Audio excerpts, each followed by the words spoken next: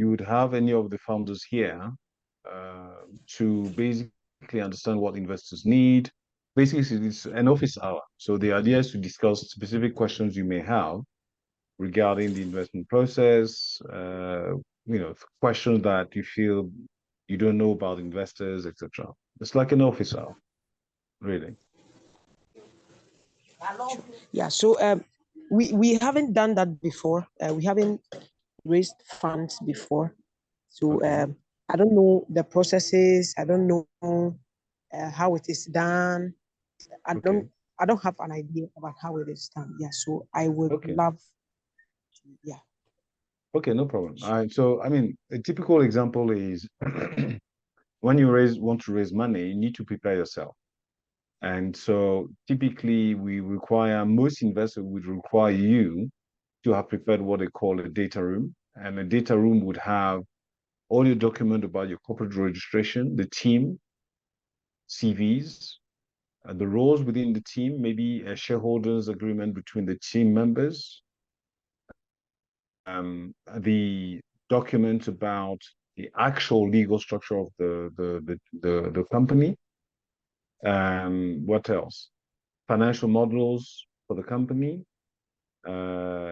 product designs, customer list, um, technology, how you'd go about things. Obviously, your pitch deck prepared that has the key things, that 10, 12 pages of the key information we need as an investor to understand what you're doing, how much you're raising, how you're going to use that money. And so the key thing is to look at all the templates online, and I'm sure the Vivo team also has examples of data rooms they can provide you so that you have that information. And so once you feel you're ready to speak to an investor, then you need to have your deck done and then reach out to investors either through Vilpro or us or third parties. And usually the investment process on our side as an venture capital fund is fairly straightforward. Is one, we have an initial contact. We speak with you, understand what you're doing, how you're doing it, your vision, your mission, and what products or services you have. Is it business to donors, business to government, business to businesses, or business to consumer directly? And any mix of those. What is the size of the market? So we really ask all the questions that relate to the information we put in the deck and in your data room. So on our side, once we have an initial information, we have a first step where we go and see our investment committee to give us authorization or not to go to further due diligence, right? And due diligence means we spend time with you in your offices, we speak to your customers, your suppliers, we speak to maybe other co-investors. Obviously, we speak to you as a team, founding team, to see the dynamics, if you get along, if you have a shared vision, etc. And then once we've been authorized to do DD, we do all of these things and we do a report to our investment committee back. And the report can take a form of 10, 20, 30, 40, depending on the depth that we want to go.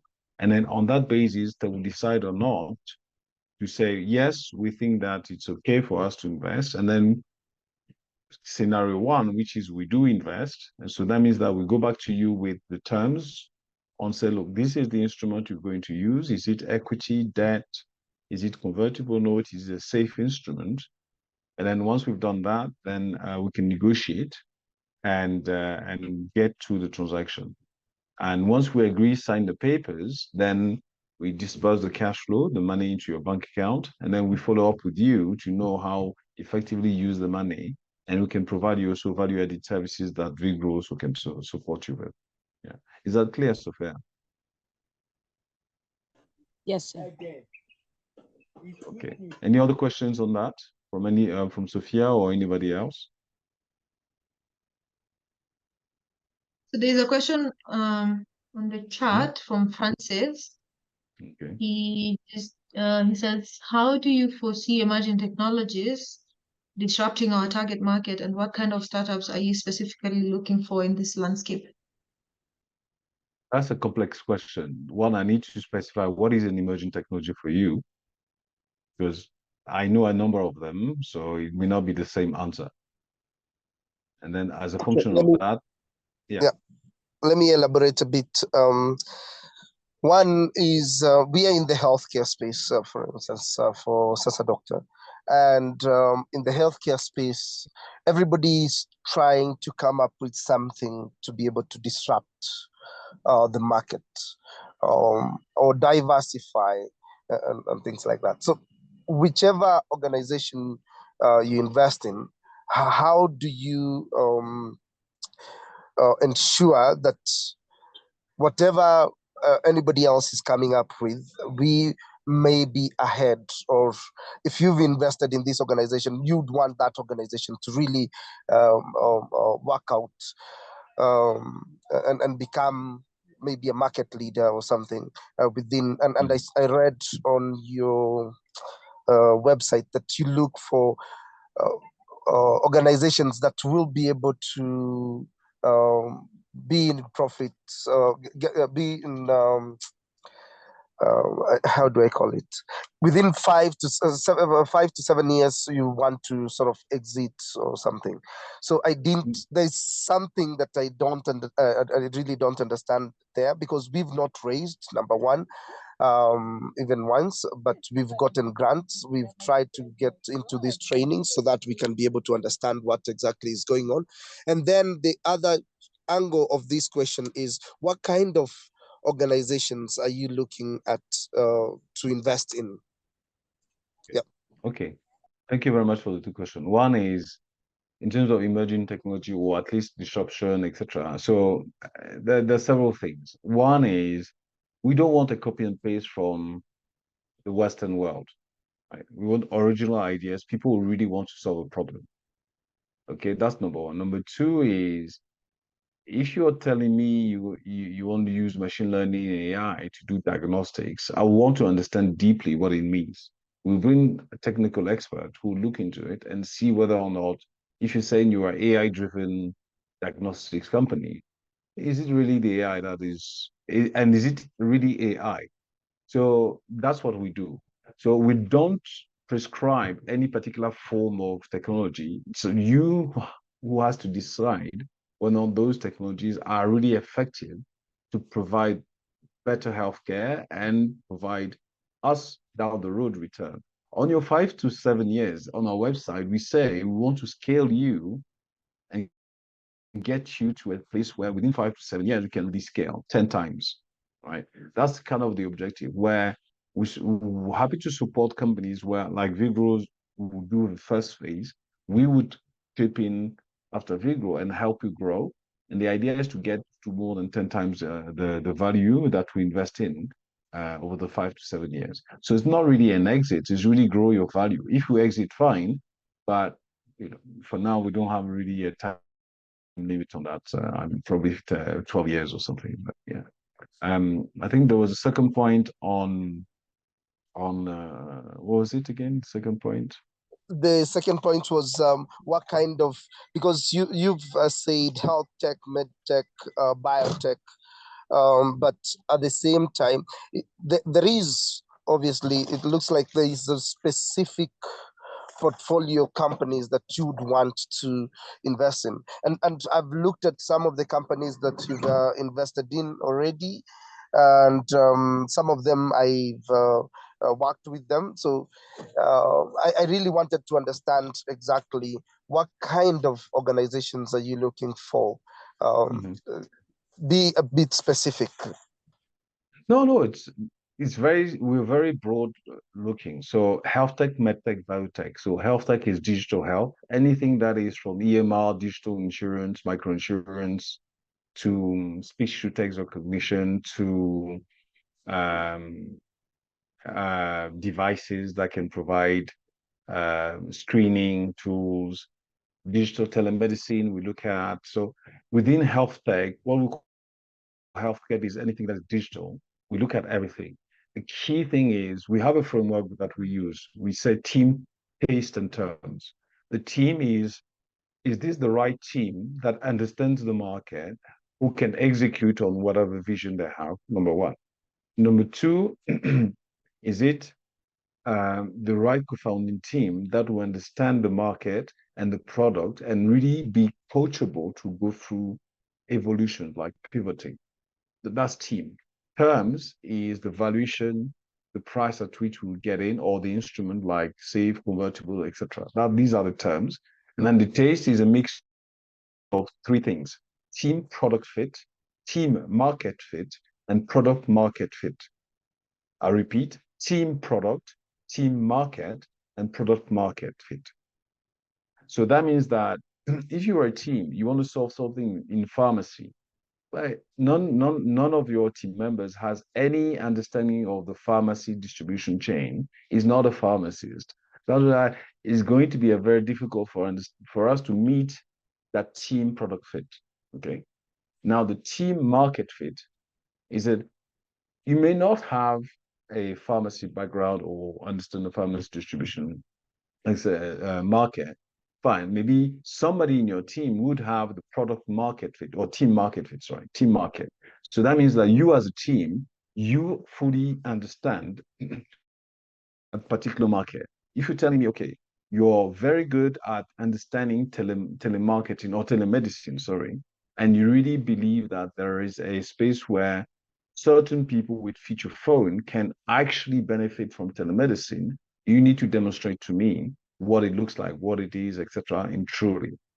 And so that would mean that there's a team market fit. You know the size of the market, you understand the customer needs, etc., etc. And then there's product market fit. Product market fit tends to happen when you generate consistent recurring revenue from those customers that you have, number one.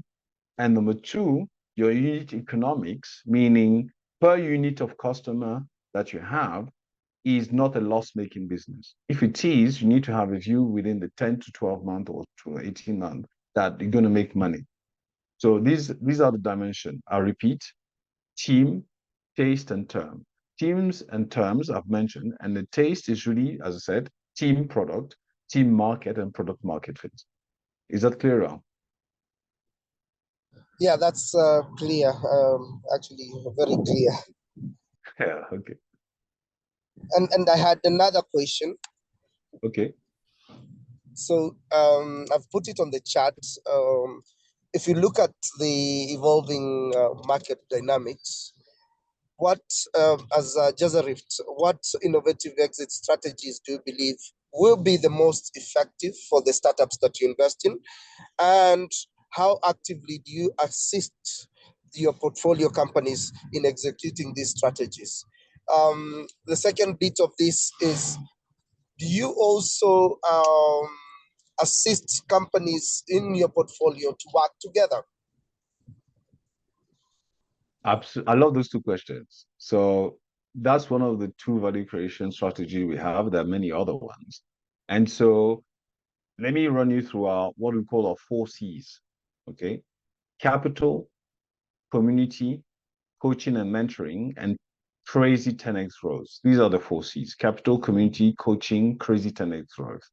And so as part of the community point, the whole idea is that the companies that we invest in form a community where they can do business together, help each other, open markets together, and really work as a group, a pack of wolves, quote unquote, that work together to get to the next level. That's the community part of it. And to some extent, the coaching. So, I mean, in terms of helping the companies, that we have a clear value creation strategy where we say, look, once we invest in you in your company, we do a baseline. We say, look, we've invested in you. What is it that you need today for us to support you going forward? And then we list those items. Some of them we say, look, we don't know how to do that. Let us connect you to people at Vigro or elsewhere to help you solve that problem. Those that we can help you with, we're going to intensively support you to get to that point. Okay. Now on the exit, look, today there are hardly any exits in healthcare in Africa. BioNTech buying InstaDeep is the biggest tech exit. Nobody talks about it, and it's a healthcare. But there are exits. And one of the two ways, we believe in Africa today that it's more trade sale and mergers. So I expect in the next 18 months, more companies going bust. That's going to be sure. More companies partnering and merging together.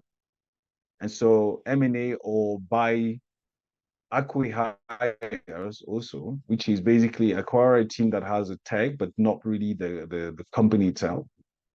And merging two companies, maybe one is in Uganda, the other one is in South Sudan or Kenya, and they're doing similar things. Instead of running around both of them separately, they can merge and then become bigger and go into market together. IPOs and all these things, I don't see it. Some of the companies may benefit from strategic acquisitions, like a bigger organization from outside wanting a foothold in Africa can come and buy out, but it's rarer. Okay. Any other questions? No, I think I those can are the take panel 5 questions. more minutes. Thank you, Francis. I can take 5 more minutes because there was a bit of delay coming on if need be. Thank you so much, Steve. Austin, Sophia, Sophia, you have. Athine, do you have a question? And Jayola. Any questions for Steve? Austin, especially, I'm surprised you're quiet. Do you have a question for Steve? Yeah, so the question I had has been addressed. So it was mostly focusing on the team aspect where technically if maybe you're building a digital health solution or a software, and as part of the founding team you don't have a background in that, how do you address that? But I think you mentioned it in terms of the other parameters, how the product fits into the market, because at times we feel that the whole basis of the fundraising is also to expand the team, so that to fill in those deficiencies or lacking skill sets perhaps amongst the founding team. But I think he addressed it on answering with Francis. Maybe the other question would be in terms of the investor pipeline. Once the startup has identified its entire funding needs, how do you bring it all together, perhaps to get the different investors so that you're able to reach your entire funding needs, which is convoluted or confusing? So, yeah. Yeah, no, thank you very much for the question. So on the investor pipeline, I always say founders are lucky, they just don't know they are lucky. So compared to a fund like ours, we can't go out there and market that we're raising a fund. But you as founders, entrepreneurs, you can go out there and tell people that you're raising capital. And there's so many databases of investors putting money in Africa across just Google. So I can mention some sources: Digital Collective Africa, Brighter Bridges, all these websites and things. That you have information that is available for you to figure out, okay, who are those investors? What are they doing? And are they a good fit for me? And you also know their investment style, the ticket sizes and everything that they do, and the instrument. So you use Google simply, or LinkedIn for that matter, or Twitter to figure out who's doing what. That's number one. Number two is, the Vigro team is there, and a number of investors have supported similar companies. Do reach out to Vigro to look, actually, can you make an introduction? Also adjust our if we can, but we tend to do it for only companies that we've invested in, so that basically we find other co-investors to support them. But yeah. Okay. Yeah, thank you. I think that answers my question. No problem. Good. Any other questions?